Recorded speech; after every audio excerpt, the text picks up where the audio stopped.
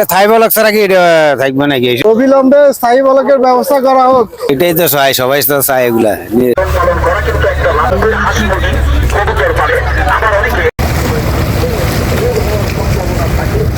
সর্বশেষ চেষ্টা ছিল, আসলে এখানে অনেক মানুষই আসছে, সবার থেকে একটু জানার চেষ্টা করব কিভাবে বস্তাগুলা দিলে বস্তাগুলা থাকতো বলে আপনি মনে করেন? এর নিচে গভীরতে দিলে বস্তাগুলা থাকবো 20-30 ফুট নিচের গভীরে যাইতে। এটা দিতে ডাল করি অন্তত খারাপ হয়ে গেছে, এই সাইডে একটাও নাই বস্তা। আর এটা তখন ল্যাব দিছে, এই ল্যাব কি থাকবে নাকি? বস্তা যেভাবে দেওয়ার দরকার মনে হচ্ছে সেভাবে দেওয়া হইতেছে না, এটা হলো মূল বিষয়। বস্তা যেভাবে গভীর থেকে দেওয়ার দরকার ওইভাবে মনে হয় বস্তা দেওয়া হইতেছে না, এই জন্য মূলত বস্তাগুলো টিকতেছে না। কিন্তু পানি সম্পদ উন্নয়নের যে ইঞ্জিনিয়ার আছে ওনারা কিন্তু চেষ্টা করতেছে ওনাদের মতো, তারপরও মানুষ যারা আছে সবাই তো আল্লাহ একটা জ্ঞান দিছে। আপনার বস্তাগুলা ধাপে ধাপে ফালাই আসতে হবে, উপরে যদি আপনার বস্তার লেভেল দিয়ে বস্তা জীবনে থাকতো না।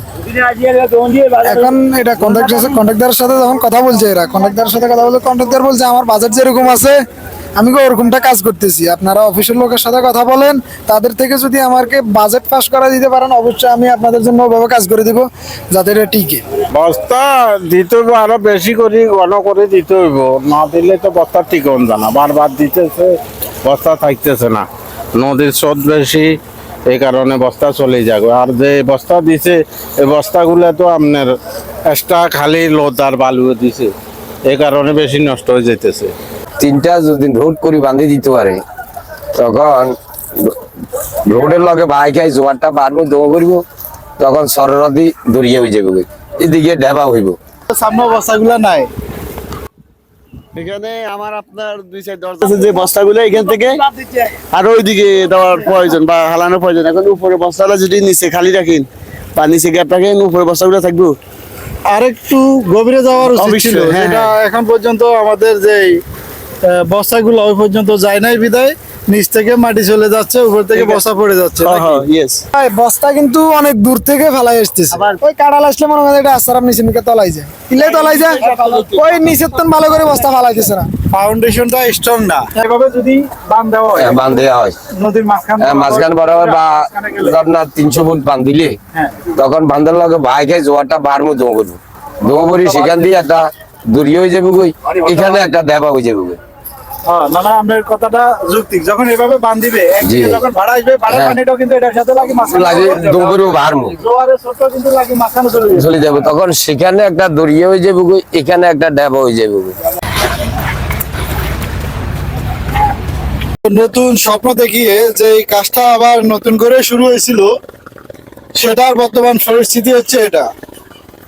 আমি এখানে অনেকের সাথে কথা বলেছি, সবার একটাই কথা ছিল যে এই বস্তাগুলা যদি আরেকটু নিচে থেকে দেওয়া হতো তাহলে হয়তো এত তাড়াতাড়ি এই বস্তাগুলা চলে যেত না। কিন্তু আমাদের সবচাইতে দুঃখের বিষয় হচ্ছে এখনো যে জরুরি ভিত্তিতে আমরা যে অর্ডারগুলা পাচ্ছি এখানে কাজে, সেটা হচ্ছে জরুরি ভিত্তিতে একটা ডাম্পিং ব্যবস্থা এখানে হচ্ছে, স্থায়ী কোনো বলকবাদ কিংবা স্থায়ীভাবে অর্ডারগুলো এখনো হচ্ছে না এখানে। তো যার কারণে এখানে আপনারা দেখতেছেন এই যে এখানে বস্তা দেওয়ার পরেও কয়েকদিন আগেও বিভিন্ন ভিডিওতে দেখা গেছে এখানে সুন্দর করে বস্তা দেওয়া ছিল, কিন্তু এই যে বর্তমান পরিস্থিতি এটা। হ্যাঁ, এই যে আঙ্কেলেরও একই কথা, মানে সবার একটাই কথা এখানে যে বস্তাগুলো আর একটু গভীর থেকে দিতে হবে।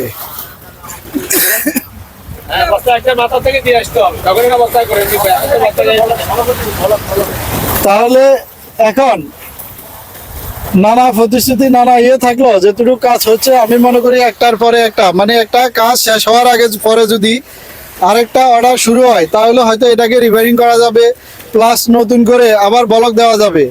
তো সেটার পর এখন এক অর্ডার পাইছি আমরা সেই 1 বছর আগে, আরেকটা এখন আবার পাচ্ছি, ওটা সম্পূর্ণ ভেঙে যাওয়ার পরে। তাহলে কি হচ্ছে, একদিকে আগেরটা ভেঙে যাওয়া হচ্ছে, মাঝখানে কোনো রিপেয়ারিং হচ্ছে না, দ্বিতীয় নাম্বার হচ্ছে নতুন করে আর কোনো অর্ডার হচ্ছে না। তো এর ভিতরে আমি গতকাল রাতে জাকির ভাইয়ের সাথে কথা বলছিলাম, উনি আমাকে বললো যে স্থায়ী একটা বলকবাদ 3 কিলোর একটা অর্ডার আছে, সেটা হয়তো আগামী 1 সপ্তাহের ভিতরে শুরু হতে পারে।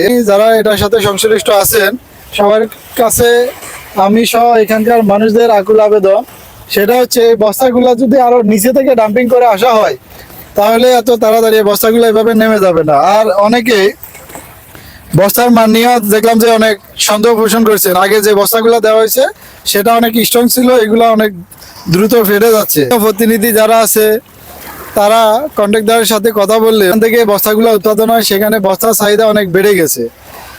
তো সেই কারণে হয়তো ওই ফ্যাক্টরি থেকে এরকম দুর্বল বস্তা তৈরি করে।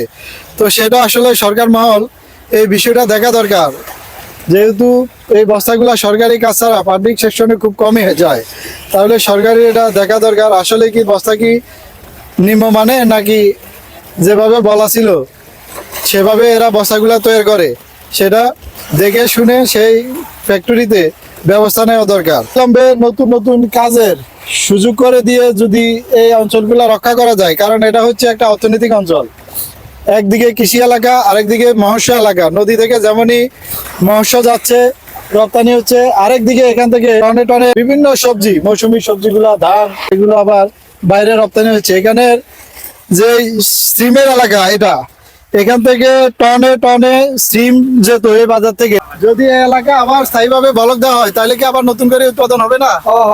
আবার এই মানুষগুলা এখানে যারা আছে এখনো যে এলাকাগুলা টিকে আছে, নতুন করে আবার উদ্ধৃত হবে এরা কৃষিতে। এই যে একটা প্রতিষ্ঠান এখানে অলরেডি ভেঙে যাওয়ার পথে, এগুলো প্রতিষ্ঠান ছিল, বিশাল একটা মাঠ ছিল, সেটা অলরেডি বিলীন হয়ে গেছে।